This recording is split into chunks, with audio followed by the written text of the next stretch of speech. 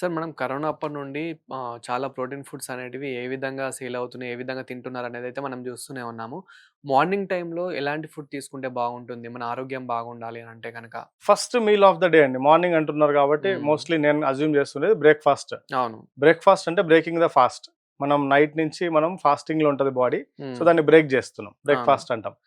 First meal of the day ఎంత important అంటే important. హ్మ్. బికాజ్ ఆ టైంలో మార్నింగ్ కార్టిజాల్ హైలో ఉంటది. అలా హార్మోన్స్ అన్నీ మంచి హైలో ఉంటాయి. సో, అప్పుడు మంచి బ్యాలెన్స్‌డ్ మీల్ అంటే with good amount of fibre, fat, protein, కొద్ది మోతాదులో కార్బోహైడ్రేట్స్. హ్మ్. కార్బోహైడ్రేట్స్ గూడా మీ వయసును బట్టి వాళ్ళ అవసరాన్ని బట్టి వాళ్ళు ఎంత పని ఉంటది వాళ్ళకి దాన్ని బట్టి కార్బోహైడ్రేట్స్ మోతాదుని పెంచడం, తగ్గించుకోవడం చేసుకుంటుంటే సరిపోతుంది తప్ప ఇంకా మనం మార్నింగ్ లేయంగానే అందరికీ ఒక టిఫిన్ అనే ఒక అవును. కాన్సెప్ట్. టిఫిన్ అంటే ఏమి వాళ్ళ దృష్టిలో అంటే మనకు ఇడ్లీ, మోస్ట్‌లీ దోస, గుర్తొచ్చేది ఆ! బోండా, పూరి, బజ్జీ ఇయే బ్రేక్‌ఫాస్ట్‌లుంటాయి. అవును. అండ్ ఎంతమంది ఈ కాలంలో పొద్దున్న లేసిన సద్దన్నం తింటున్నారు.